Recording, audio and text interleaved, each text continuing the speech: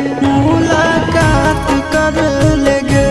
आगे सुनायरवा हो भरती पटनवा में आके मुलाकात कर लेगे।